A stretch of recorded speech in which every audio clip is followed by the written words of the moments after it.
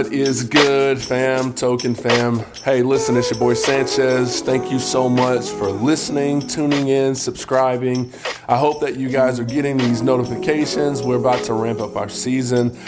In the meantime, Cedric and I are taking a few weeks to prep and plan.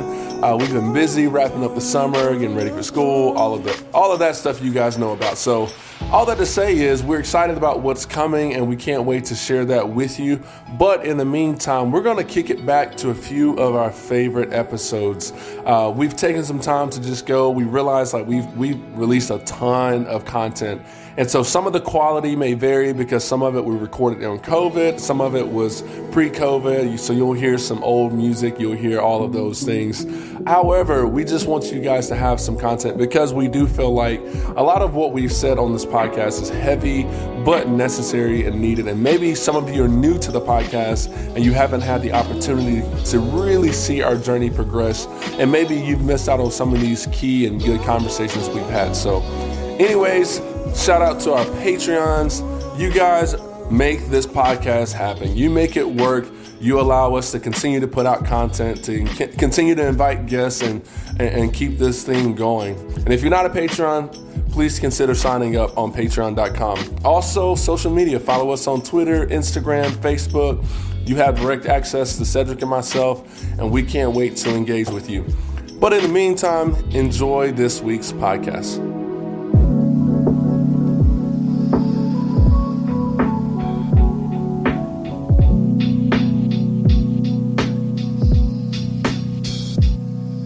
Welcome back to Season 2 of Token Confessions. On today's episode, we have special guest Art Hooker from Dallas, Texas. Art joins Cedric and I on this conversation around race, and it was so incredible that I forgot to press record on Cedric's mic. You will hear Cedric in the background. However, Art does a great job at sharing his story, having us in tears from crying, but also challenging us in the midst of this hard conversation surrounding race. Enjoy.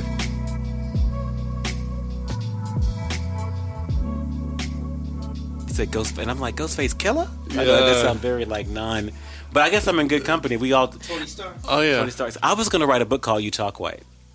I think you should. Yeah. I've been writing chapters, and I knew that it was gonna work.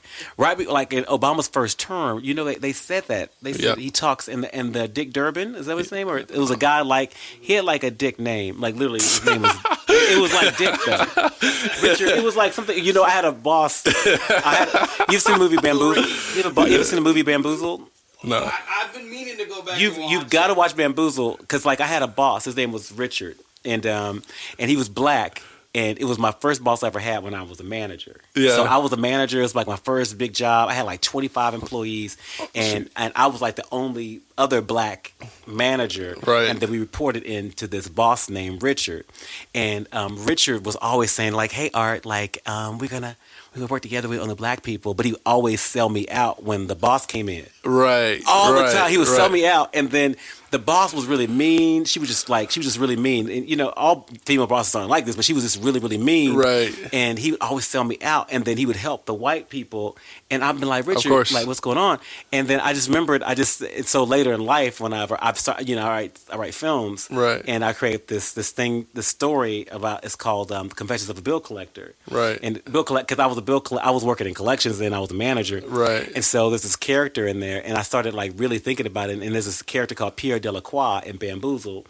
Pierre Delacroix was exactly the Richard I worked for, but I couldn't like bite off of it. So I just started calling the characters. I started calling them Dick. Yeah. And so so you see the character. It's like his name is Richard, but everybody calls him Dick. And like the way that I opened the scene up, I was like, one of the first scenes is like one of the people are coming to like we're having like an all hands meeting, and they're like, and Richard's outside, and they're like, oh my God, I can't handle it.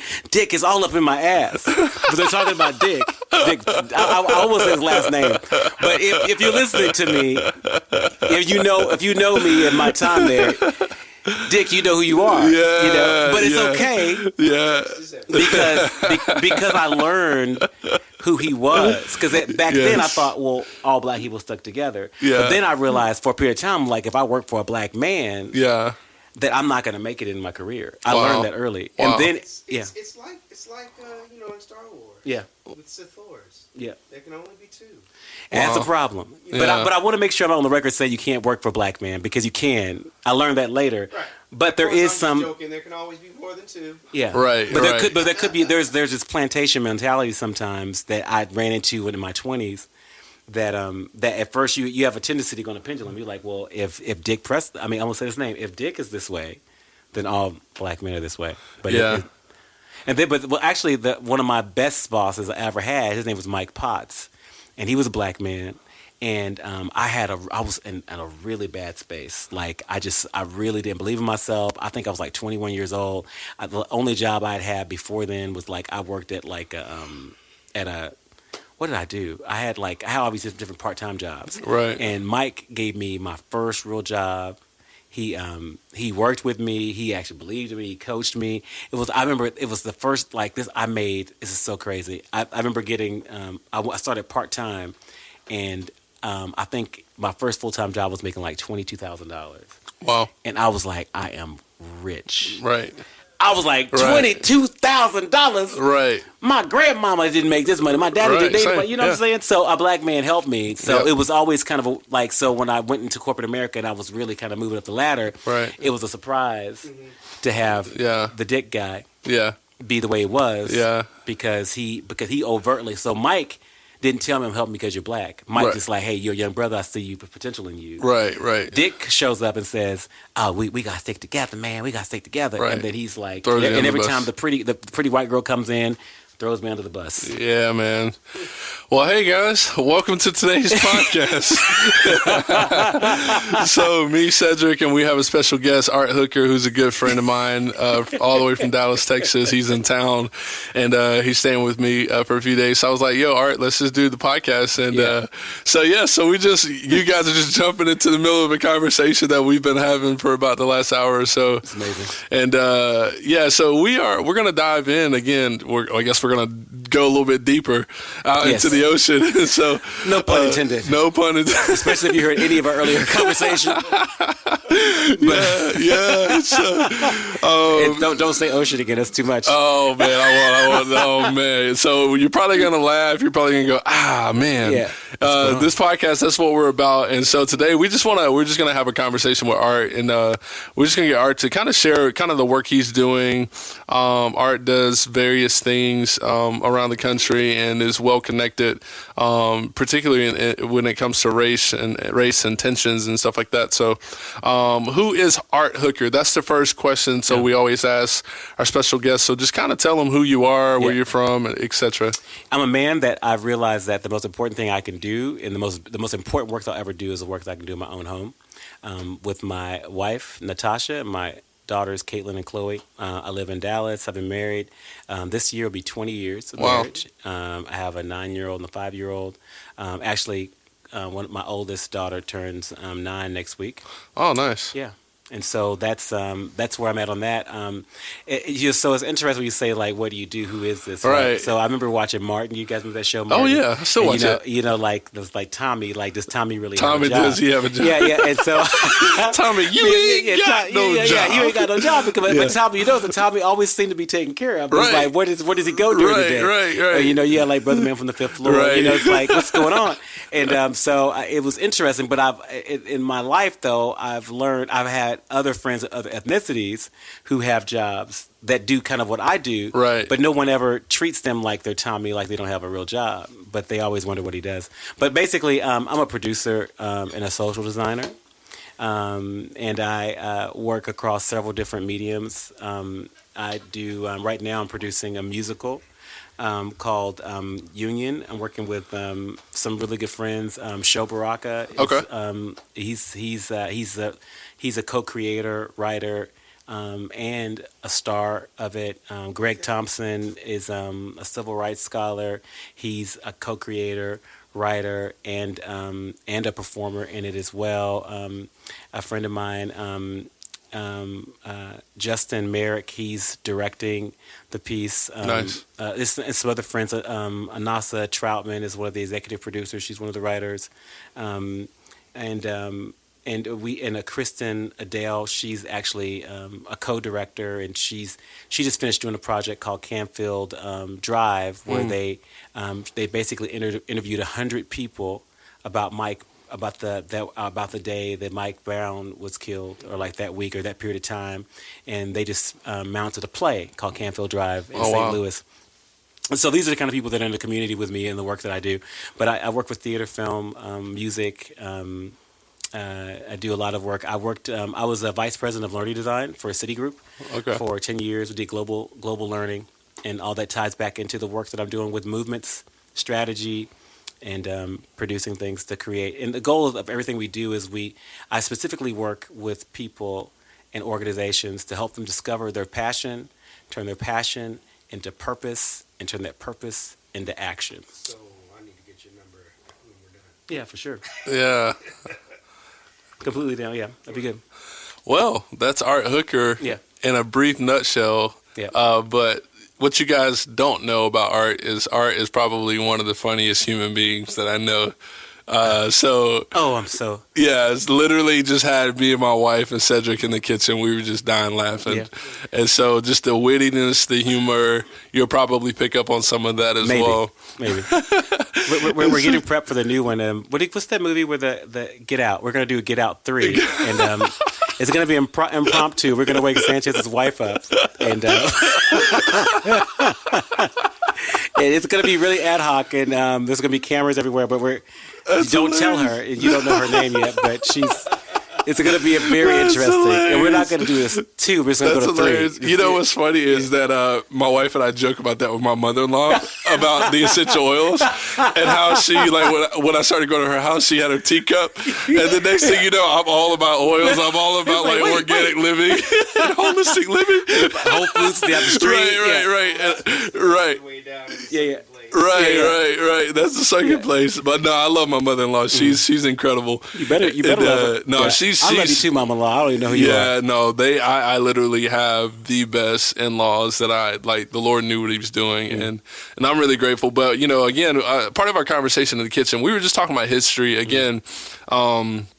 Art made a comment, to my wife that, I thought was very important is that we have to learn history so that we know the patterns that are repeating themselves. And we're currently in that stage now, especially here in America. And so Art, talk a little bit about your experiences with just racism in general in America, personal experiences, but also how does that play in the creative realm that you're in as well? That's a good question. You got to guide me because, of course, I can ramble. But I think it's interesting. So I think my first experience with race was always, I was very disoriented by it because as a child, I didn't understand, black and white didn't make any sense. Right. I remember when I draw pictures of people, white people were peach, black people were brown, and that was it. Then I remember just resisting the idea. Like, I never could understand the construct. And now, when I did start to understand the construct is when I just started listening to the symbolism people say, and I understood the system. I understood early on that race was a historical construct. And so as a child, and that was the only way for me to understand it in a way that could keep me safe. And so I mean, growing up, and I was raised in a predominantly.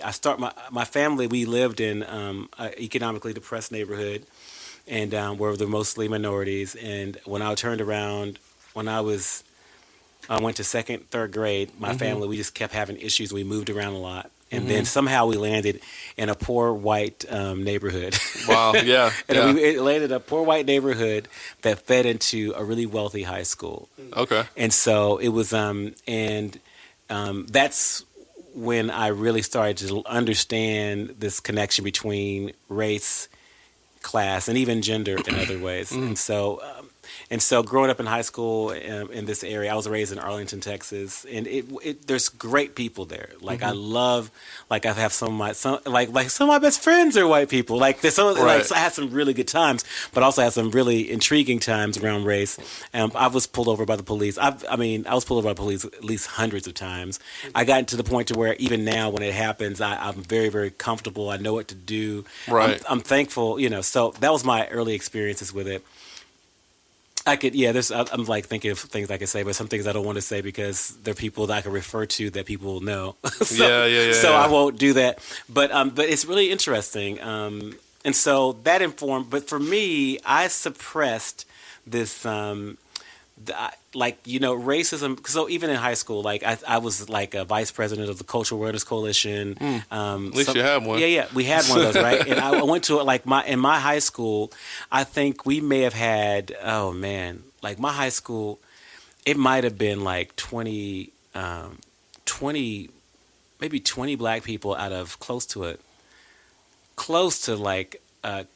A senior class of like almost 1,000 people. A senior class. Yeah. Wow. We had a really big high school. Wow. But I played football, and so this is an interesting story about race. So it was about 5 of the guys we were on the football team, and it was the summer. It's a summer heat, football. Yeah. And football, in Texas we take football really, really seriously. Right, of course. Really seriously. And I remember it was really hot. It's like most of our team is white. It's five brothers, and I don't know why they did this, but it was hot. It was like 100-something degrees. It was at the end of practice, and I don't know who did this, but they decided to order. They had a watermelon truck, and it was the ice cold. It was a watermelon truck. It was so cold that when they pulled up to the deal, they opened up They opened up the back of the trunk, and it was like you could feel the cold coming out. Yeah. And we were so hot. It is a watermelon truck. But it's all white school. Right. It's only 5 brothers on the team. Right. And we all got together and said, we will not be the first ones in line. Right. Like, you will not be the first person. You will not do it. Yeah, you will not do it. Yeah. Because, like, I joke that I darn near lose my black card because I don't like watermelon. Wow. Yeah. I wish you were with us that day. I'm not crazy about watermelon either. Wow. Yeah. It's funny. I've been... My son loves it, though. It's weird. Yeah, it skipped a generation. It's in your genes, brother. Yeah. So the watermelon truck is there. And I'm like, whatever you do. We told him, I said, whatever you do. We all said we would not be the first one in line. Right. And everybody heard except for one brother. Oh, man. And I'll never forget it. I'll never forget it. I want to call him out. I got to say it. I want to say his name, but it don't seem right. I feel he's not gonna listen to this. Yeah, his name was Eric. I won't tell you his last name. Oh, Eric. Eric Johnson. No, it's not Johnson. His name is Eric, and it's not my brother. I have a brother named Eric. This is a different Eric. Yeah. It's just in case he hears this, but Eric is this brother named Eric, and we were like, everybody don't. Go up. Don't be the first in line, at least. I know you like watermelon, but don't be the first one in line. Right. You have to understand it's a stereotype. Right. So watermelon truck opens up. Eric jumps up. He's like, ah! He's like screaming. And I'm like, no, you can't. And if one of us does this, it represents us all.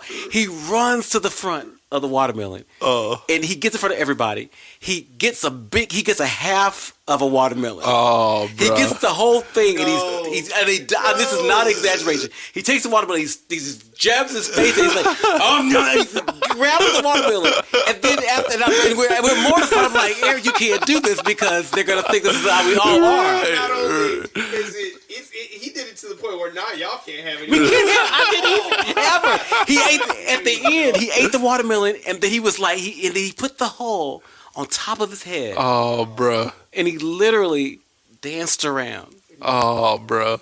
And so for me, when I saw that, I thought to myself, and first of all, we were all shamed. And it was one of the most traumatic black things, because, understand, there's only like 4 black girls at our school. Yeah. But the good thing is Eric eliminated himself. Right.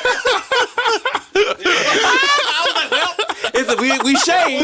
Because like for me, like my mom and dad, like they were like, don't marry a white girl because you get killed. Like my mom was like, don't do it. Yeah. And so I was terrified of white girls, but all we had was white. Every day was a white girl come up to me like, hey Arthur, hey, and I'm like, oh man, but my mom was saying that if I date a white girl, I mean like literally, right? So they didn't know. The white girls was like, why don't you not like me? I'm like, I don't know what I like, but I can't.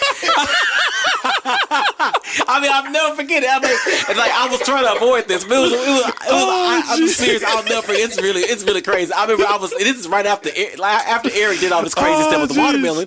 I'm like, wow. I mean, then I'm like, we got to be militant now, right? But we got to be conscious. But I understand my history because he doesn't understand about the watermelon. And then my mom and them tell me I don't date a white girl, right? But it's nothing but white girls there. Yeah, the 4 black girls. They was they was getting black guys from the hood, right? And I don't mean that like I don't want to be that like a class. Like I love my people. You know what I'm saying? Right, but like if they want, like this dudes is wearing like jumpsuits like they're from prison, but they really weren't from prison. Oh, my I learned gosh. later these brothers was acting. They were just like me, right? But they just knew how to. They were code switching at a high level. There we go. But if I had known about code switching, then I first of all you probably wouldn't even know me because if I learned a code switch, I probably would have blended in better. Yeah. But it's such a crazy situation. So that's how I got engaged with race and trying to figure out what to do. Okay, I need to breathe. Yo, that was an awesome story. That was hilarious. It might have been long. I don't know if it's great. But you hit on something that or you alluded to something earlier that I definitely want to talk about because being black men that were in predominantly white settings, the tendency is to adapt to their culture and to begin to enunciate your words. Yeah. And so talk about like this is interesting. Yeah. So talk a little bit about that. And for the record, you did marry a black woman. Yeah, I did. My wife is black. Yeah. Now she does seem to have some Chinese ancestry. No, I'm joking. But if you meet my wife, you'll be like, wait, and she gets mad when I say this because her mom and them, they are very, very black. They're from Marlin, Texas. There's cotton fields. Yeah, and her grandfather had cows, so she's black. Yeah. No, I'm joking. White people have cows too. So I'm not saying that only black people have cows in the country. Man. But we were talking about enunciation. So here's the thing.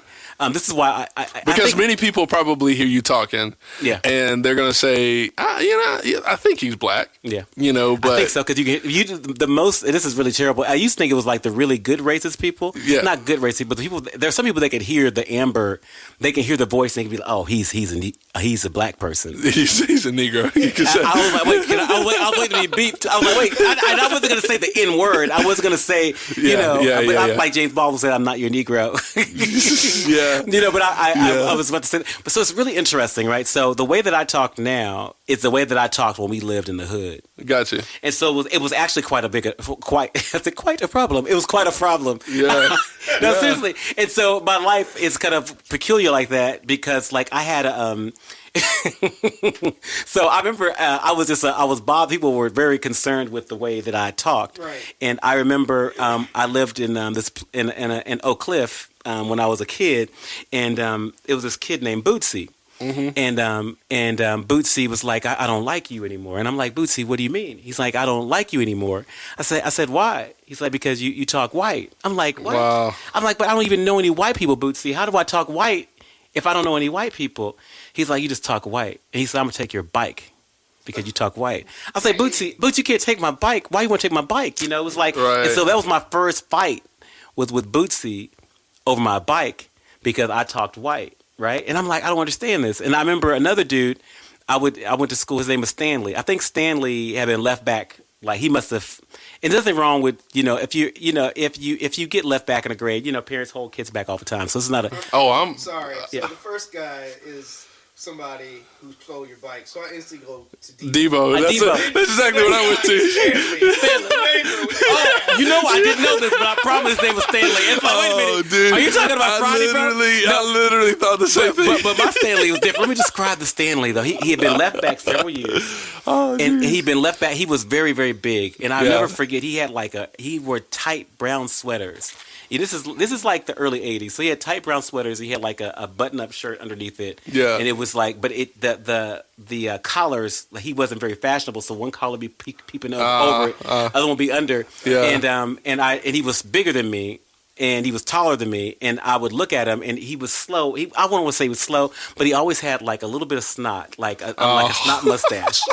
And so, no, I'm serious. He always had a snot mustache, and I was trying to get into school. I was running a little behind, and he was standing at the door, and I'm like, I can't get in. Stanley, can you let me through? I didn't want any trouble. Right. I'm like, Stanley, can I get in? I gotta get to class. And Stanley says, why are you talking like that? I said, Stanley, I don't know. I don't understand. What do you? I don't understand. I don't understand what you're saying. I was like, he said, "Why you talking like that?" And I was like, Stanley, I really could not understand what Stanley was saying. I know it like later on. I figured it out. Oh, dude. But he's like, "I don't like you." I was like, "Why don't you like me?" Because you talk white. Oh man. So this is early on, you know. And then, so how old were you here? Oh man, I this is like between like those two stories between like the ages of like 8 and 11. Gotcha. Wow. Yeah. And then when we moved around. So then the first white school I went to, I was trying to find a way to connect. Because, you know, the black school I didn't fit I was raised with, like, my parents were both, like, working class black people. My whole family's like that. Right. And so for me to talk this way, I don't really know why, but it's just the way I talked. Right. And so my cousins would be like, "Oh, man, you think you talk white." The whole family was like this. Yeah. And then I went to my first white school I went to. So our first white school I went to, but then I realized, I don't fit in with the white people because I talk white, and they want to know why you talk white. Right. So then the first white school I went to, that's when I started kind of going toward humor to kind of find a way to find a place. Yeah. And so one day in the middle of class, I said, "I am from Africa." I told them, I said, "I'm African," and you hear my African accent is not very good. Yeah. I was like, "I'm from Africa." It might sound like I'm imitating somebody from India. And I remember, and I told them, and they sat around me. They said, Arthur, speak African to us." Oh man! Oh, literally, I was in third grade actually. Miss Aries was my teacher. Oh, and I told them, I said, my dad's really, really dark skinned. So I was like, my dad's African. You know what was funny about that, and like sadly funny? Yeah. Like, you saying you're from Africa was enough. Yeah. Forget the fact that Africa is a continent, yes, not a country. That's true. And that there's how many countries in Africa? Nope. Just the fact that it's Africa. It's Africa. That's all we need to know. Talk to us. Let's hear your Entertain us. That's literally what I did. Wow. I'm sorry, I've cut up all these long tangents, but it was fun. No, man, that's good stuff, man. And no, because I think we share similar experiences. For me, I'm actually writing a paper on my. The question was, when was the first time you became aware of your race? And for me, I shared a story about in 7th grade. How I was at a middle school that I love, working middle class, so both parents' job, pretty diverse community in Malden, South Carolina. But our school was like 50-50. But I only associated with black people, and I had white friends, but I didn't have this. It was kind of like people are people. Right. So, kind of like you, I was bullied a little bit, and not that you were bullied, but but I didn't realize until I had to turn like into my 30s. Like, wait a minute. I saw I think I helped somebody do a bully PSA. I was like, wait a minute. I was bullied. Stanley was a bully. It's hard not being the same. I was saying, man. There was a special category reserved for bullying. Right. You had to like fight people. Yeah. Words weren't enough. Yeah. Regularly everybody was cutting everybody else. Yeah. It was just like a rite of passage. Yeah. You learn how to deal with it. I'm not saying it's all good. Right. That's just it's real tough. Yeah, and that was kind of my generation. Yeah, well, that was my generation as well. Teaching middle schoolers, I was like, oh man, I was bullied. Yeah. I mean, we used to go to the bathroom and like one of the ways the bullies would get, slap box. Oh yeah. In the bathroom, and if you lost and you couldn't say anything, and like so. Anyways, so 7th grade, one of my white friends, it was his birthday, and we played jokes on each other, we ragged each other. So he got a bunch of birthday money and was going to go. He was a baseball player, so he's going to buy a new glove or a bat or something like that. So my buddy Alan, who was white, was like, "Hey, let's get Nolan. Let's take his wallet and freak him out." Oh, wow. So we had him in a panic all day. So I took the wallet and I gave it to Alan, and then after school, I was like, "All right, Alan, we got to give it back to him because he's literally about to cry and he's about to call his dad." And then Alan's like, "Okay, cool. I'm gonna go get it out of my locker." Alan goes away and we can't see him. So Nolan's crying, and Nolan's one of my best friends, my white best friends. And I was like, yo, dude, I told him what happened. I was like, yo, Alan has it and he's supposed to come back.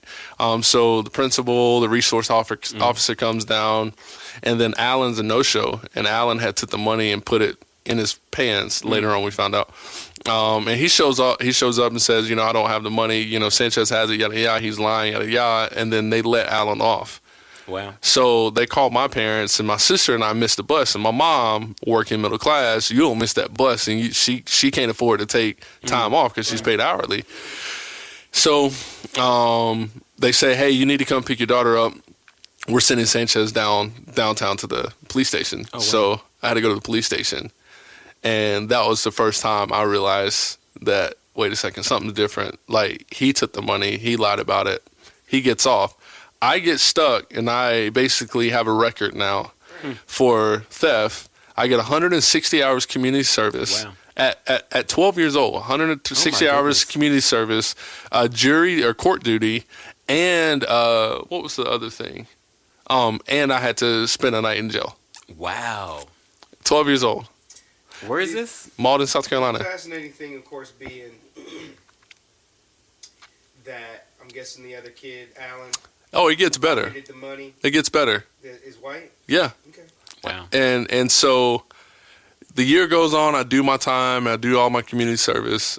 So actually, before that, 2 weeks later, Alan gets arrested for robbing a pizza man and stealing the money. Goodness. Later on, confesses months later after I'm like at 142 hours of community service that I had to do after school for the rest of the school year. Wow. And he confesses to taking the money. And I never got an apology or anything. Right. And the fact that he said something after you'd already said something. His was contrary to what you had said. Correct. But it was, we have the whole story because now we have the white kid. Exactly. Hint, hint, Covington Catholic High.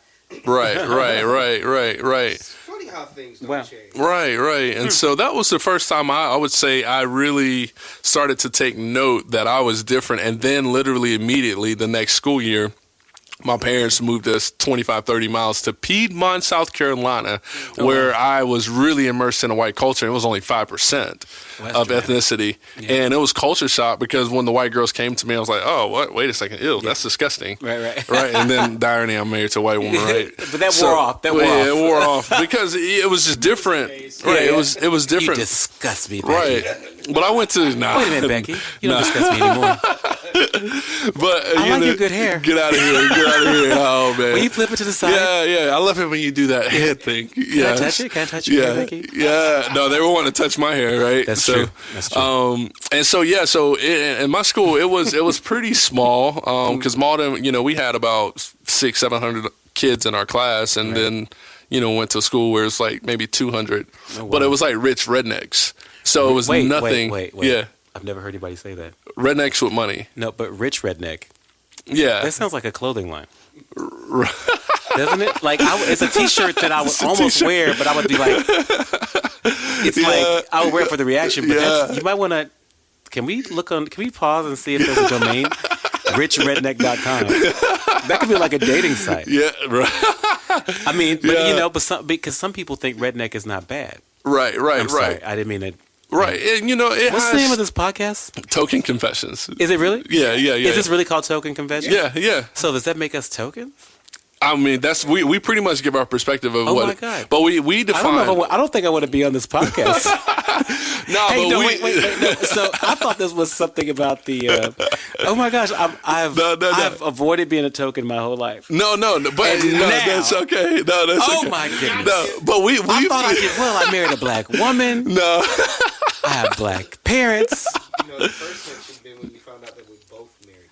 I did. I thought about it. Yeah. I thought about it. That's a whole other. We should talk about that. We're going to talk about. I think that's intriguing because let's talk about some it. of the most militant black men I knew have white wives, and I always wonder. And I can list them, and you know who you are if you're listening. Cedric. No, but there's others. It's a trend, and I'm like, I don't understand it. But you can cut this out at this. Oh no, you're good. You're good. I'm not sure, but I remember thinking this is really bad. This is not what I don't know. I'm a philosopher, even though it doesn't sound like it. I think everything I do. That's why I do the work in the arts because you get to kind of make a living as a living philosopher. But I always want. And I'm not saying this is my philosophy. I'm thinking out loud. I want to make this clear. But every time I see a militant black. This is what I'm saying may sound controversial, though. I don't want to be, I'm never going to run for office, but just don't ever cut this off and not, if you ever hear anything I'm about to say, if they say it in a, I'm about to say it in a way to where it can't be cut and just put out by itself. Right. But I always wondered, like the black men that are militant that have white wives. So some people will be like, well, they're sellouts. So that's the thing you'll hear, right? Yep. But then I look at it and I'm wondering, like, well, maybe they just really took militancy so far that they're like, I'm just going to take the white woman from the white man. And I don't know, but I mean, but that's to me, like, rationally, if they're really militant and they're not doing that out of a compensation thing. Yeah. That's the only thing my brain could say. Is like, and maybe that's I thought about that, and I wonder if that's. Say my wife's my reparations. Hey, I'm not saying it. I mean, you could say it because some of my best friends have white. No, I'm joking. But I'm trying to think. No, I do have friends that have white wives, and I don't judge them. I just want you to know I'm not judging you. Mm-hmm. But if you're militant, you have a white wife, I just think we should discuss that. I wonder if people get pissed off at us about our posts, seeing that, hey, they might assume like, oh, you're married to a white woman, so you have like but sacrificed your culture to embrace us, and you have now denied yourself and your reality. And then like they look at us in our posts in this podcast and they're like, wait a second. And then they start degrading our wives, because there's also the flip side of where white people view white women who are with black men in a certain way. And so, and I think that's, I'm not saying, I let my wife tell her own story, but I think she has become more aware of that lately. Yeah. Whether it's with, how black people treat her or how white people treat her, and so there's this stigma that comes with that. And I know that, and let me give you a practical example of this. White guys that play basketball. Right. They are often like marginalized by their own people, because especially if they've done it since they were a kid and they have any urban twang. So I remember coaching and, private school, but white guy that played basketball, he's only been around black dudes his whole life. Yeah. Understand his culture. Wait. And people think he's trying, right? And he's like, no, this is just who I am. But he's also, he comes from a wealthy family. Yeah. But you wouldn't believe the marginalization he went through on the opposite side, And so I didn't marry my wife to prove a point and to stick it to the white man. I married her because, we were compatible and we complemented each other really well. But oftentimes, did you have premarital sex? Oh, she has big booty for real? And all her teeth. Yeah, well, I didn't see her. I just want to make it clear that I didn't marry my wife for shallow reasons. You didn't. See, Sanchez or I don't objectify my wife. So that's great. You will never hear me say my wife is hot on social media. You will never hear me say she's fine or anything like that, because I just, for me, growing up with 6 sisters, I really respected women and really valued women, and that was something that was handed down to from my parents. So. I usually stick to telling my wife. Right, exactly. Other people would tell me, well, your wife is really beautiful. I say, yeah, I tell her all the time. Right. But I'm sorry, I got confused with the big booty thing. Sorry. I do that just to throw it threw me off. I'm like, big booty, but you have a white wife. But have you noticed that the booty thing it's like it's become cross-cultural? Have you noticed that? Yeah, it is. Like it used to be. I remember having a big butt used to mean that you were black or. Right. Well, the number one cosmetic surgery in the U.S. right now is Brazilian butt lifts. That's what the word in the street is. I have a friend that can get you half price. I'm just kidding. You can have price. I mean, it works. I think it's probably like a 95%. Well, I don't know what the percent. Be like, just when you sit down. But just imagine if you never have to, like, you can go to a baseball game. You sit in the chair for like. Never have to feel it. You don't have to have any nothing expensive. It could be the cheap seat. You know what I'm saying? Oh my gosh. You can go to your kids' soccer game. You don't need a chair. That's hilarious. Oh man. You just squat. Yeah. And okay, so just fair warning, it's 10:37. It's 10:37. It's late. It's gonna get a little messy, but it's all good. It's all good. I'm just trying to figure. I don't know if I want to be a token. I didn't know this was a token. It's not. Podcast. So we talked about on season 2, like a lot of our conversations primarily going to be through a token lens because we're trying to help our white friends who are trying to do the work and learn. Oh, this is what this is about. Yeah, so we're trying to help share our experiences through the token lens because we basically say you can be token in the white culture, but you're probably viewed as an outcast in the black culture. Right. Because you're down the middle kind of thing. So, oh my God. I'm waking up to it. I didn't know. I think...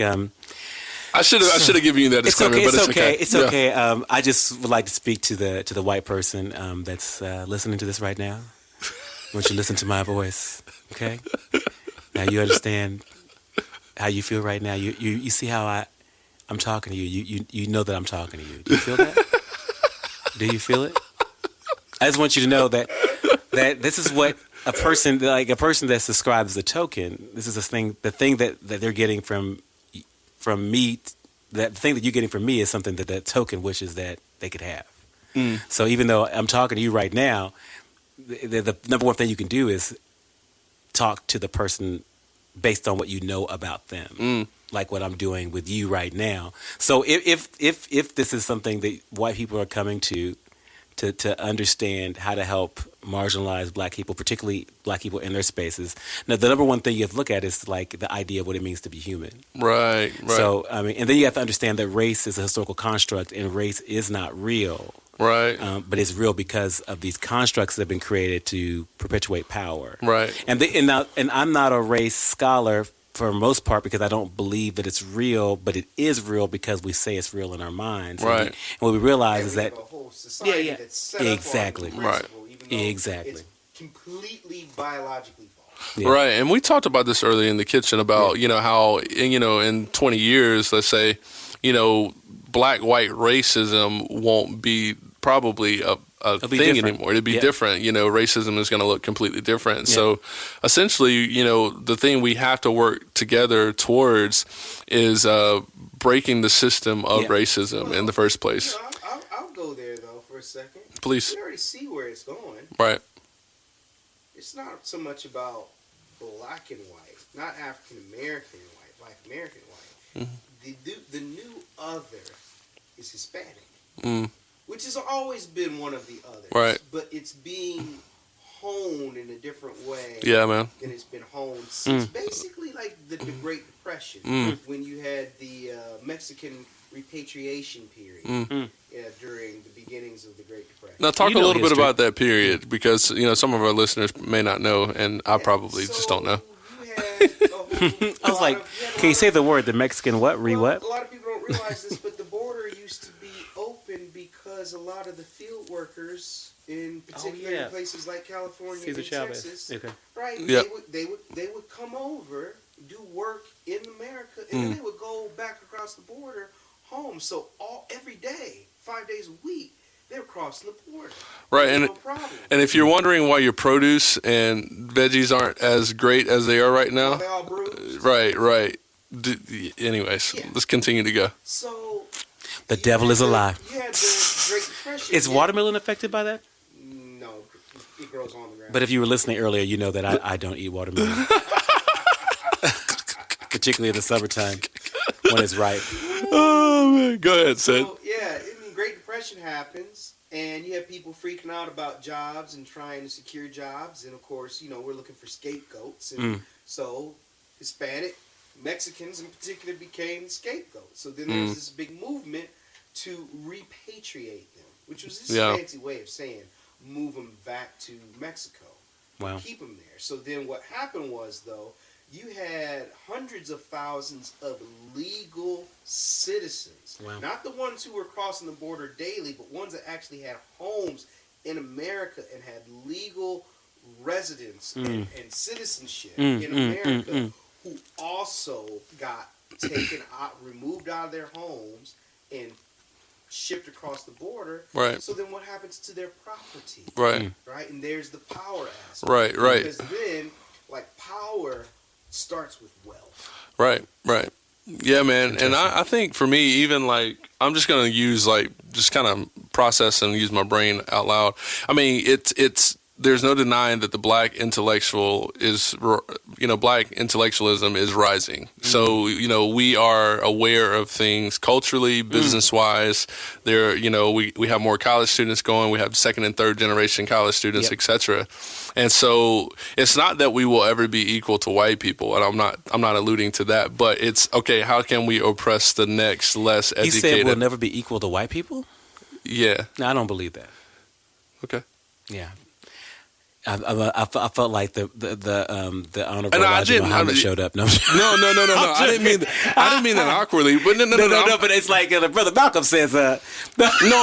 And maybe I should elaborate. But you said you don't think we'll ever be equal to white people. That's what you said. I think in a sense of like when it comes to the racial construct in general, when it comes to racism, like I think there is still always going to, because I mean, even like just going based on random information of, America will be, there won't be necessarily, like white people will be the majority. Yet when you look at like Congress and the Senate, it's still going to be majority white. So I think that's why I said, I think that's why that's what I'm talking about. Yeah. Okay, I get that. I was like, wait, like what? Yeah. That's more like when I'm talking about racism, I'm talking about or equality to white people. I'm more or less talking about in this vein of racism. What was that character in Django? Samuel Jackson's character. Oh, right. What was his name? I don't know his name, but we talk about him all the time. Like when you won't let this in the big house. Like when you said that, it's like that character just popped out of the dark and he said, "That's right, boy. You ain't gonna never be equal. And you just better do what Master say. And I'm gonna do whatever Quentin Tarantino writing these scripts. Right. I'm sorry. Steven. Please don't use me saying Quentin Tarantino and say the N-word. Yeah. Bleep that out for me if you can. No, it's all good. Like, we've said it before, so. Yeah, but for me, I art hooker. I don't want art hooker. Like, if I do it, it needs to be straight up like me. I have to be saying it because of I would call it Donald Trump that or something, but.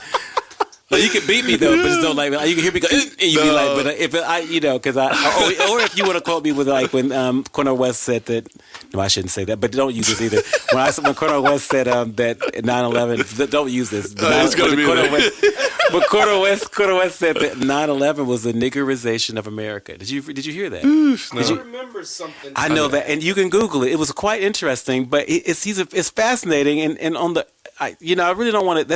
I think our audience is sophisticated enough to know they are. Quoting Cornel West, they're gonna go Google it. Yeah, because I found it interesting. But if you think about what that meant, though, I mean, I'm not one of those people. I don't rejoice in. I'm American. But it's interesting. I said obviously, like so. Maybe if it's to some people, it depends on how depends on the equality. Yeah. But it's interesting. Yeah. So my processing was, with racism being still here, whether it's in a different form, if Hispanics, like you're saying, are moving to now being the oppressed minority, like that's still a form of systemic racism that exists. So, in my opinion, how can we now be equals if you don't value, like you going back to your saying, like if we value humanity correctly, then I'm all about it. I think it will dissolve, but am I hopeful? Sometimes. In my reality that I paint, in my house, we have all kinds of people here who, are just themselves, and like our son, he's exposed to things. But I'm also aware that as I'm exposing my son to the reality that I'm hoping for America, I also have to teach him about the realities of America. So that's hard. Yeah, it really is. Especially, he's biracial. I mean, it's saying like, hey, you're both black and white, but hey, outside of this house, people are going to think you're a black kid. So what do you think about that? Because like they say Obama's black. Like, I mean, Obama to me, like I was able, because like to me, I think a lot more literal. So I'm not saying he's not black, but it is ironic that his mother is white. And he was raised by his mother. He's raised by his mother, and then his dad is an African American. Well, he's African, but he's from his Kenya. Still in Continue. And so I always, when I think about that, but then what made me think Obama, first of all, he has swag. He has a black man swag. Yeah, for sure. And he married a black woman. Right. So I just felt like I didn't mean that to you guys. Not saying you're not black. No. It's like, wait. No. That's when people start like throwing chairs across. No, but that's what people say. Yeah. That's what people say. That's why people say he's black, because he's married to a black woman. Yeah. He loves basketball, and he used to smoke dope, and he has the qualities of a black man, and we still operate off of the one drop rule. Yeah, right. I think that's true. It is ingrained into our society's way of categorizing. Yeah, and I think that also spills over to our white wives. They somewhat inherit that, like, you're associated with. And they're talking about their white wives, and I just want you guys to know, just because I do that doesn't mean I don't love the white people that are listening, even the white women. Yeah, but I don't desire the white women. But it's not that that you're not desirable. Right. It's he's just, married. Yeah, married. Yeah. So it's not. I just want you to understand. It's not like a direct thing where it's like I'm not Art X. You know what I'm saying? I'm not. X. Listen. Some of my best friends are white. Some of my best friends here have white wives. So I just want you to know that there's no like thing where there's tension against me against other ethnicities. No, and y'all. They trust us enough. I mean, they trust. They trust people. Because they trust tokens, actually, don't they? That's we're the same. That's the funny thing. But wait a minute, I don't identify as a token, but I just did by accident. The devil is a lie. I mean, so are there any Pentecostal tokens? Because we're going to start going into tongues right now. Yeah, so actually... Come in a Honda or Chevrolet. Repeat after me. Okay, we're going to teach first. Shut about a Honda. Come in a Honda. Repeat after me. He come in a Honda. And if you really want to feel the Holy Spirit, you say it fast. He come in a Honda. He come in a Honda. He come in a Honda. And then here's the next phrase. Or a Chevrolet. Or a Chevrolet. Or a Chevrolet. Or a Chevrolet. Or a Chevrolet. He come in a Honda. And if you have some Catholic kind of charismatic thing, do that 20 times. And then give you Hail Marys. I'm sorry. Malaikum salami. Yo, we are having so much fun. Harambe. Yeah, but... I have no idea. No, it's Ashe. Should have bought a Hyundai. If you don't like Hondas and Chevrolet, you should have bought a Hyundai. Should have bought a Hyundai, which is wisdom. They have this great, what do you call it? The warranty's great. Yeah. But they made the warranty great because they made good cars. And so you just paid extra money for it. And they made the cars in America, which makes America great. Yeah, I'm sorry. There you go. Because, Yeah. Oh, man. So I hope you guys have had fun. But, so Art, we do this thing called Final Words, Final Thoughts. And so... we're still 15, 20 minutes. And so... Wowzers. Obviously you shared a little bit of your story. Maybe share a little bit about, whether it's things you feel like would be helpful for our white listeners when it comes to the conversation of race. Like, I think our podcast has done a great job at like de-arming people and being a safe place for them to process and hear us process out loud and disagree, but also like process how we are, like I just did. Like, this is why I said what I said and this is how I arrived there. But what are some things you feel like would be helpful? I mean, obviously... just them hearing your story about high school and even beginning the conversation, I think is going to be helpful. But, just in some of the work you've done and, your exposure across America, what are some things that are helpful? It's interesting. So I want every person who identifies himself as white, I want you to lean into the I would say radio, but that's why I'm not a millennial, because millennials don't listen to the radio. But, turn up your earpods on your AirPods or your Beats. You turn up your $500 headphones, and no, but if you're white, you probably don't, and you probably wouldn't spend $500 on, unless you have Bose, which are about or the standard Apple. And, oh my gosh, that was racist. God forgive me. That was just stereotyping. You see what I just did? Stereotyped you, just like, never mind. But you wouldn't stereotype me, because you wouldn't do that. I know you wouldn't. But I'm sinful. I just stereotyped you, and I'm imagining someone with a polo shirt. This is what the Lord is showing me. Somebody listening to me wearing. You're wearing a polo shirt. You wearing a polo shirt. Wait. You wearing a wait. Gosh. and there's a crick in your neck. Oh, No, I'm joking. So I'm sorry. I don't know why I'm doing this, but I'm gonna want, like, they'll probably cut all this off. no, we're not cutting So anything. let me come back. Okay, so the thing that I find really interesting. So you talk about this. So I've done a lot of work with convening people around race in America, and particularly I just one of the thoughts that comes to mind when I think about an interview I did maybe like 5 years ago. I was interviewing a young South African. He was upwardly mobile. But he was old enough to have lived in like the last part of apartheid. So and then being able to experience the country now. And I remember I was interviewing him, and and my DP that was filming was a young white woman. And so he's talking about it, and he's talking about like how the country came together, but he said it was a matter of time for them to win their independence because it was their land. He said it was a matter of time because they were the majority. He said it was a matter of time because all they had to do was eventually get together to be able to take their country back. And so then, and during that, we started talking, and I was talking to him about cross-cultural collaboration and how the ideas of how other ethnicities work together to help them get free. And he was like, that's fine. But then at some point he got tired of my interview. And this doesn't happen to me very often. Usually, you know, I'm a professional interviewer. I talk to people all the time. But he stopped and he said, why are you here? I remember, and he said that he said, why are you here? He's asking me this. And I said, I don't know what you mean. I'm here because, you know, I mean, are you talking about because of slavery or what are you talking about? Right. He said, no, you have no chance. He said, they outnumber you. He said, there's no reason there's no way for you to win. They don't have to, and they're killing you in the streets. Why are you here? He said, tell me, why are you here?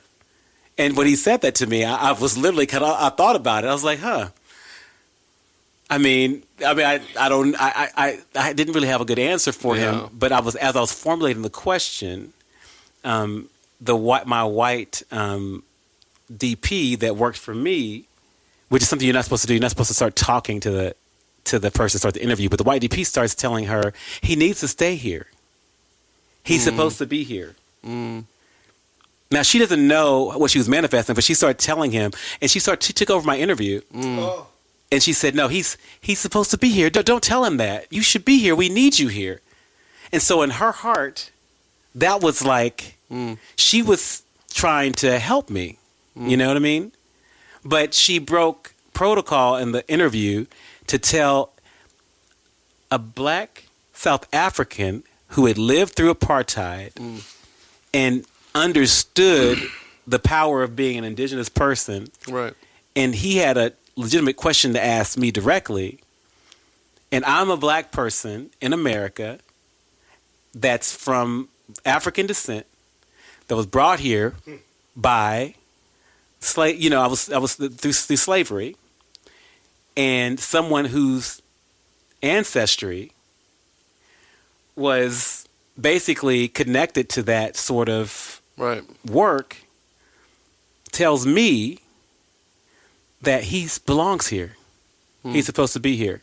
And so the reason I bring that up is because it's an interesting construct, because it is, why are you here? And if I am to stay in America, I have to say that I have to understand that and particularly in my faith and my Christianity, I have to believe that all things work together for the good of those who, you know, all things work together for the good. I'm not a theologian, but you know what I'm talking about. Yeah.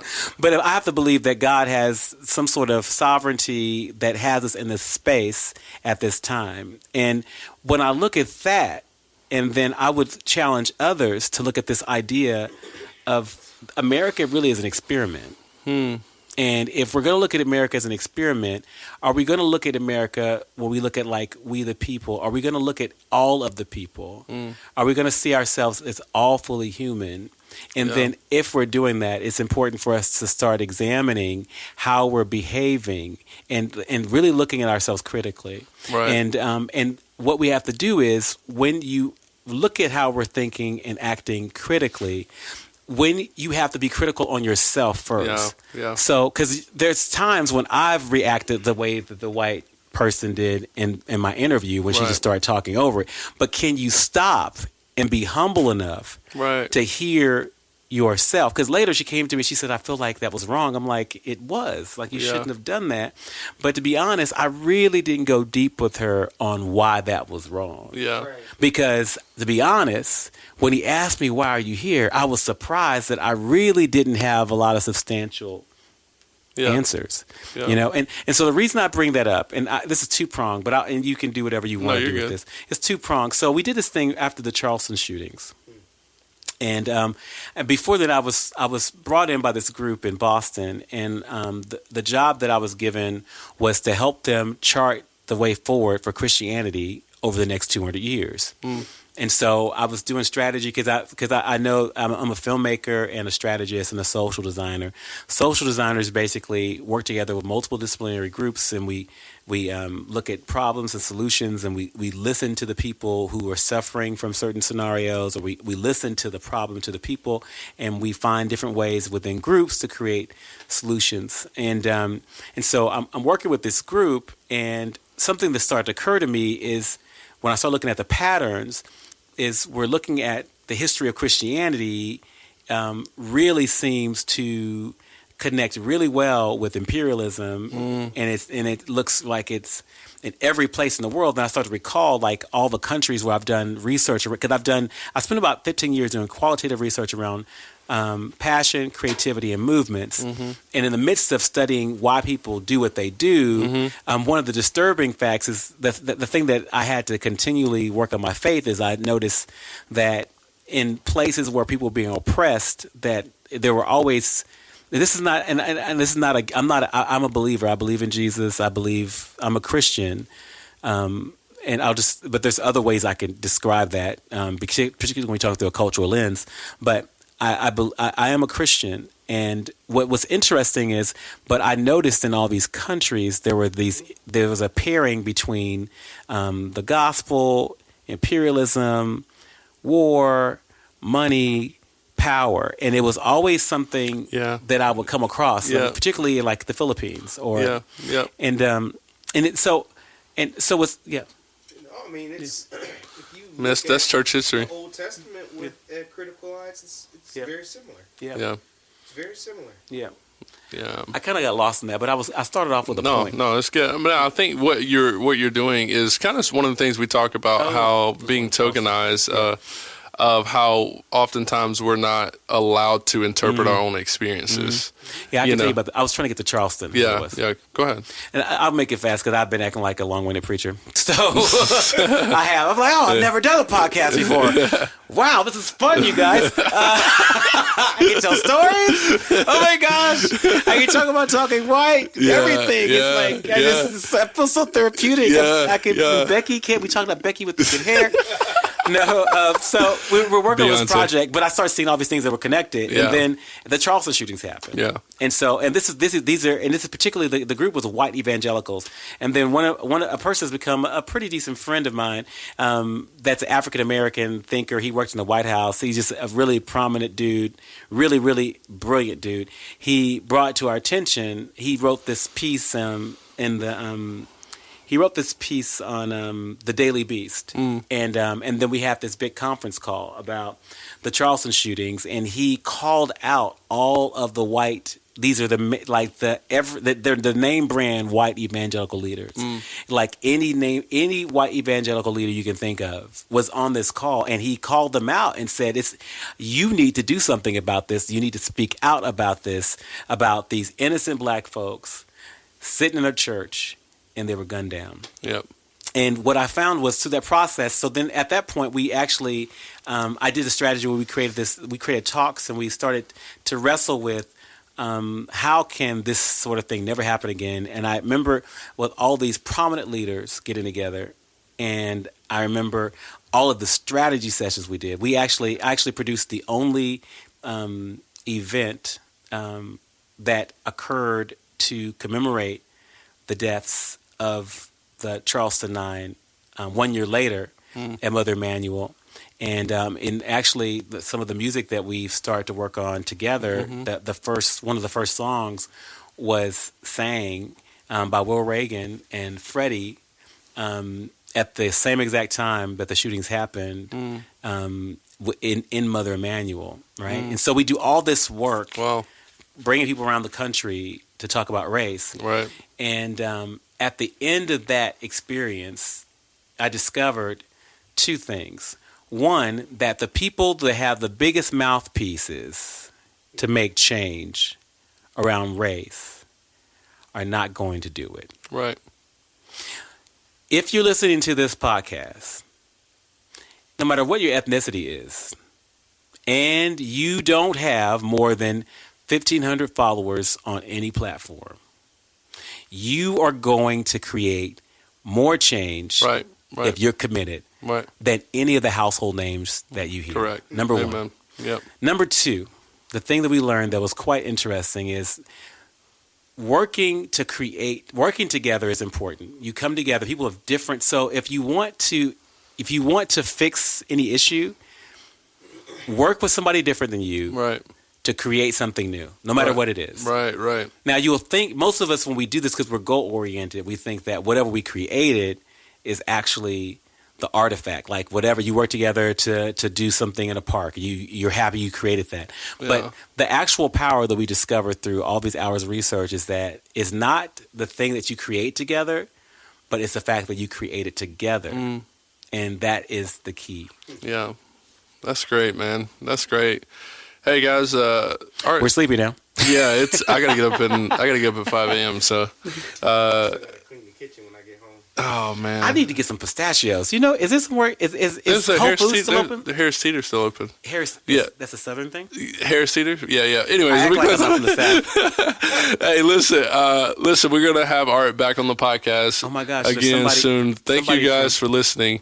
Oh, sorry. Yeah, we're still going. We're still going. I'm like, about to start answering text messages. Yeah. So again, Art, thanks for being here, man. Thank you. Really appreciate it. It's great to have different insight and different perspective. Yeah. And so you can follow Art on social media. You got a website or anything? You can find me at Art Hooker. Yep. Art Hooker and on any platform, Twitter, Facebook, whatever. And I'm actually, what's the best website to find me at?